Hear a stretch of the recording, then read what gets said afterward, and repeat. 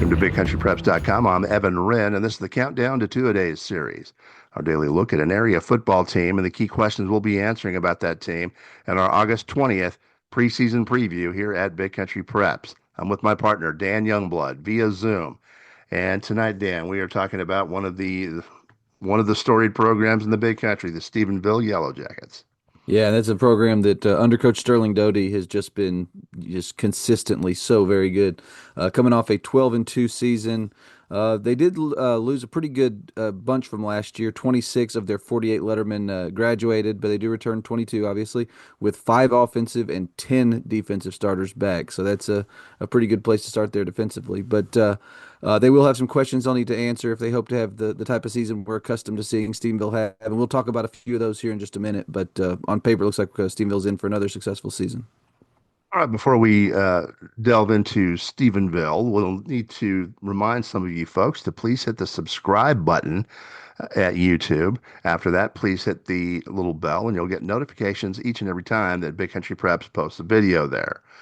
All right, with that, Dan, the Stephenville Yellow Jackets. It's almost like two sides of the same coin, offensively and defensively. A whole bunch of people back defensively, and they've got they have some rebuilding to do, or at least some slots to fill, a lot of them offensively.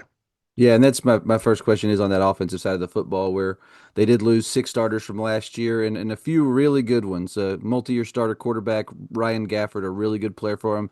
He's on to West Texas A&M to play college ball. Sawyer Wilkerson, who folks probably remember from his days at Comanche, had a great senior season at Stephenville running the football at that running back position. He's graduated. And then obviously Tristan Gentry, the receiver who's now at Texas Tech, a really explosive player. So you're talking about some real skill talent they've lost. So to kind of condense that, my big question to start with is that quarterback position for sure. Gafford was kind of such a steady hand for them the last couple of years. They're going to have some youth and some inexperience there this year. It'll be looks like it's going to be 3 juniors competing for that job with Trot Jordan, Grayson Copeland, and Hud Price kind of fighting for that. But it's going to be interesting to see how that plays out, particularly when you take into account that they did lose a big time running back. They did lose a huge weapon in their receiving game. So my guess is you'll probably get more of a by committee approach to that receiving core and the running back position probably. So it's going to be interesting to see what kind of support those quarterbacks get, who wins that job, and kind of how well they're able to handle that position because that has been such a strength of this Stephenville program for so long, both the quarterback position and the offense, that there's some big shoes to fill, and it's going to be interesting to see how those kids fill them. I have a feeling they're gonna fill them. I think that even though they're not bringing a whole lot of people back offensively, that 10-0 JV team is waiting in the wings to come up there. It's another super talented group of young kids. So Mhm. we shall see. But the quarterback position is going to be a key. If they get position or if they get some production from that, I think they're going to have a great year. I really do. All right, my question pertains to defense. It's not if they're going to be good. It's just how good will they be? They had a good defense last year, and they've got 10 starters coming back. From that group, and then added depth. Like I said, those JV kids are coming up, so they're only going to be more deep defensively. They're going to be just absolutely loaded on the defensive side of the football. Some names to mention: Colton Durth, a defensive tackle, a 6'3", 315-pounder, Yeah, it's a one of the monster. best defensive linemen in our area. Hudson Bucci, and he's a tackle machine. 161 stops last year. He's back. Defensive end CJ Spellmeyer is back. Another linebacker who's quality player, Caleb Taylor, is back. These are all big country preps quality players, and they're back. Yeah. So they're going to be absolutely dominant defensively.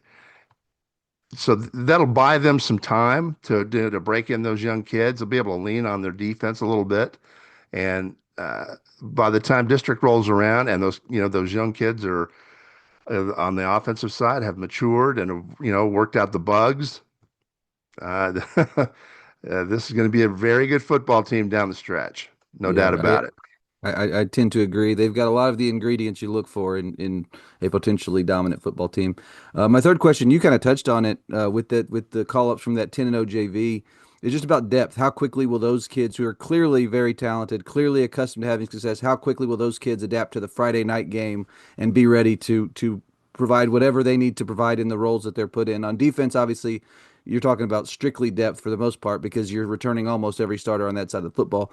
But on the offensive side, you are going to have to find some starters maybe from that group and from last year's backups. So I'm just interested to see how quickly those kids who had so much success on the junior varsity level last year are going to be ready to come up and contribute against what's always a very difficult non-district schedule. So it should be fun. I think this is going to be a really fun Stephenville team to watch. I think it's going to be another really successful Stephenville team, but they do have maybe a few more questions, particularly on that offensive side, to answer than we've seen in recent years, just because they've had so many kind of mainstays in the skill positions. But it'll be fun. And Coach Doty, is going to do a great job with this group. So it's going to be a lot of excitement and fun this year for the Yellow Jackets. All right. We're going to be taking a look at Stephenville's schedule for 2025. But before we do that, we need to thank a few of our sponsors. Beginning with For the Love of the Game Broadcasting and our old friend Terry Slavens, owner of K-Lakes 93.5 FM out of Brackenridge, 97.7 FM KATX out of Eastland, Classic Country AM 1330 out of Graham, 94.7 FM KWKQ out of Graham, KROO 1430 AM out of Breck, and KWBY 98.5 FM out of Ranger. That is For the Love of the Game Broadcasting. Also, Rob Durham, sales consultant at Bayer Chevrolet Buick Cadillac up in Breckenridge. If you're in the market for a new vehicle or a used vehicle, call Rob. He's one of the nicest guys you'll ever want to meet. Give him a shout at 254-559-2266. That's Rob Durham up at Bayer Chevrolet Buick Cadillac in Breckenridge.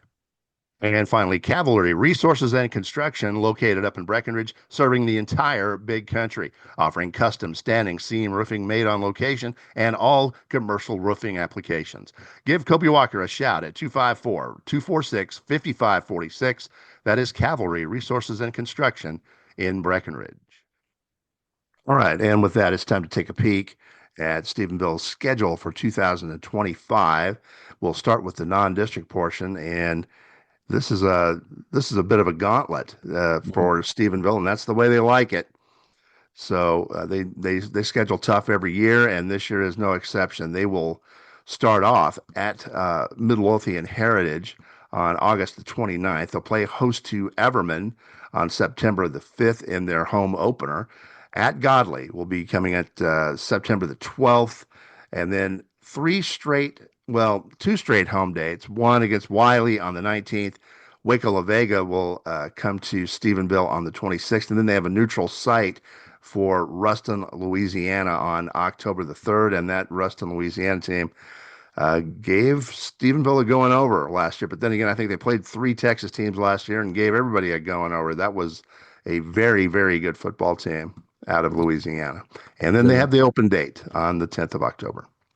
And then they go straight into district on the 17th with a road trip to Marble Falls before hosting Lampasas for a huge game on the 24th of October.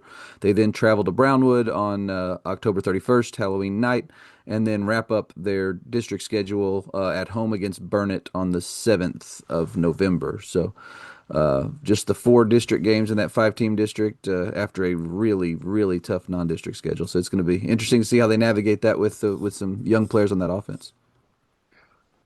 Game of the year for Stephenville. I'll jump in on this one. I'm going to say it's going to be the home date against Lampasas on October the 24th. Brownwood will be a quality football team, but they do have some holes to fill. I think that home date against Lampasas is going to be the one that determines the league champion, frankly. Yeah, I agree completely. I think that Lampasas game is going to be the biggest one of the year. It's going to be that was a really good game last year with a really really good Stephenville team. I think it was a one-score game there, so I would expect that one to be another very competitive game, and like you said, to determine this district championship. But it's gonna be fun to see how Stephenville kind of survives that non-district schedule. Last year they did really well. I think the Ruston game was their only loss in non-district, so it's going to be interesting to see with some younger guys and some bigger roles how that plays out this year. All right, and that about wraps up this edition of the Countdown to Two-A-Days series, the Stephenville Yellow Jackets. But before we do that, we want to remind you that on August 20th, that is the big day here at Big Country Preps. That is the day that we release our annual preseason football preview, the most comprehensive look at Big Country football of any media source, either in the area or statewide for that matter.